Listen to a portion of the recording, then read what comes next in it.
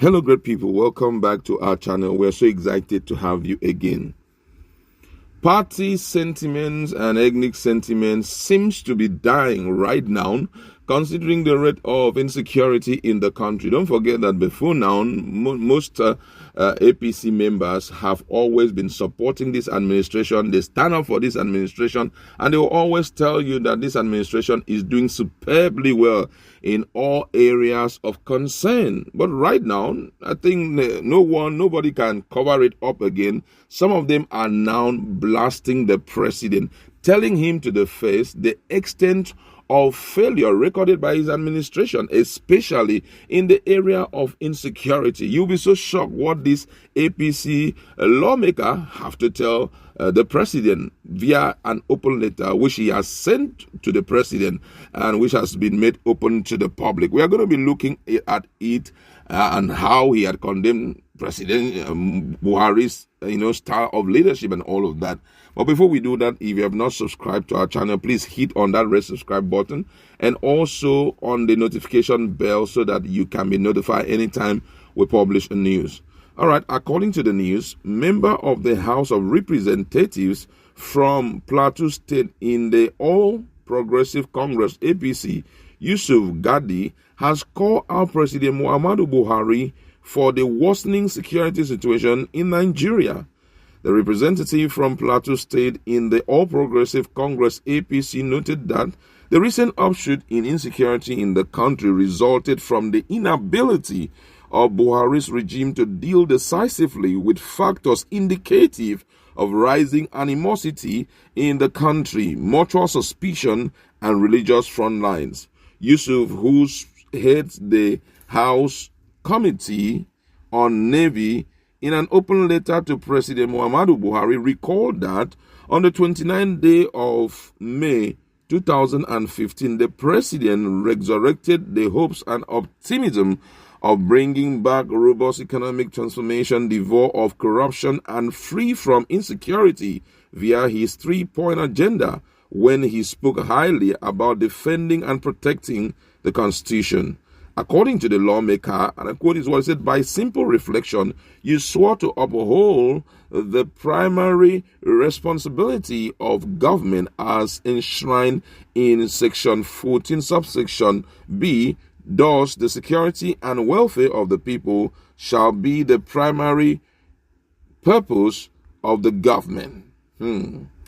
He lamented that President Muhammadu Buhari declared explicitly that equitable and efficient strategies will be adopted by all the mercenaries of government to end the wanton destructions of life and property, particularly those associated with the activities of Boko Haram, which hitherto has extended beyond northeast to the north central and other parts of the country. This is serious.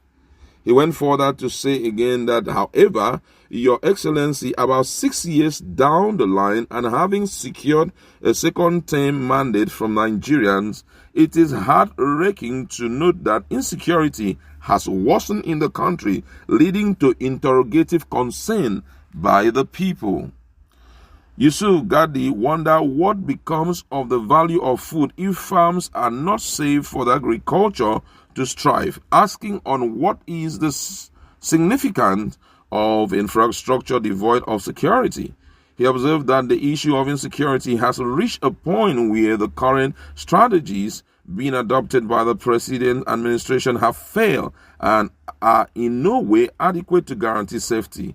He added that they can no longer hold water in a cup, let alone in a basket.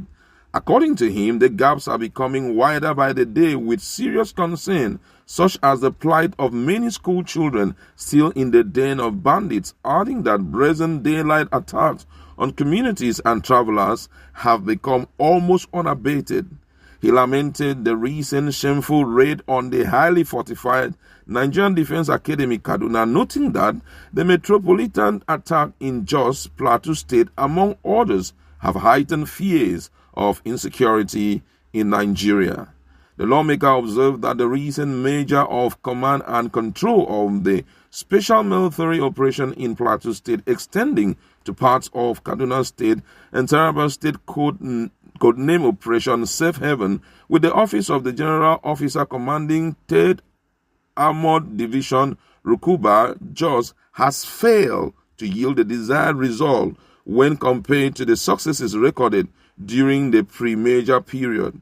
He decried the unjust amnesty to repentant Boko Haram fighters under Operation Safe Corridor policy, even when many displaced Nigerians have not been adequately rehabilitated and reintegrated in their homeland, is torturing to the psyche of many Nigerians.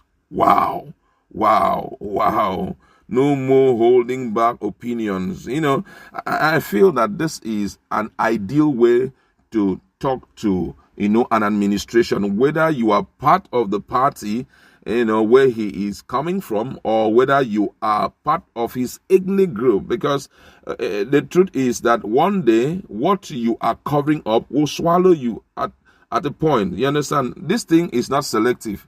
The bandits' activity is not such that when it's happening, the bandits will say, are you an APC member? Okay, if you're an APC on stand this side, you are free. Let's deal with this PDP. Or possibly, are you a Hausa man? Oh, you're not a Hausa man. They are dealing with all and sundry. These guys have started an industry where they want to enrich themselves. As such, everyone who have been charged with the responsibility of representation must speak out now and let the president understand that what we claim to be a huge success in our pursuit of insecurity is actually a clear-cut failure before the people, and we need answers on how these issues will be solved.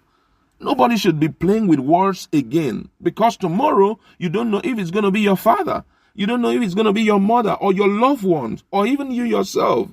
If they have gone an extra mile to a point of invading a fortified Nigerian Defense Academy, who knows whose house they will be entering next time? You can all run and encircle yourself in Abuja. When the time is ripe, they will come for you. Because if they can overpower the military, if they can overpower our security system, automatically everybody is going to be a prey one day.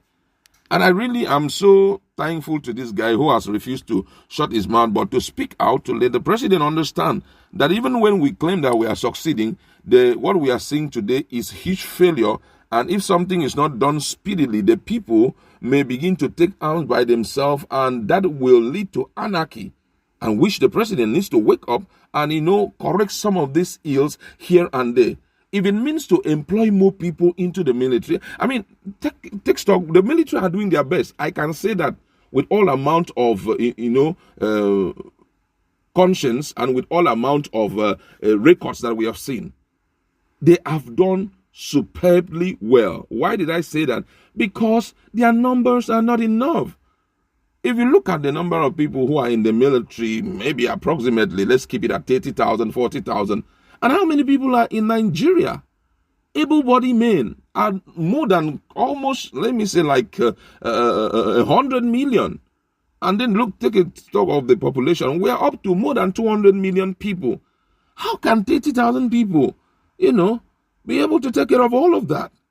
Here, the security, even some of them, I saw one publication one time that those who were complaining that they don't have good weapons to fight insurgency and banditry and the likes, that some of them were being disciplined. Doesn't mean they don't have to complain. If you are dealing with them just because they complain, it therefore means that you have not purpose in your heart to fix this whole thing. And I think that this cry out by those who are even part of the APC government will go an extra mile to touch the president, to cause him to summon security meeting where people who have expert, who have retired, who have adequate expert, will give their own piece, and it will be capitalized on and be used in correcting the situation on ground. Thumbs up to this guy, and I'm hopeful that some other people will begin to speak with plain words, say it in a language that the president understands, so that something can be done drastic, because we don't know who the next victim will be. Go to our comment section. Please, let's interact. What's your position on what this man has said, talking about this representation?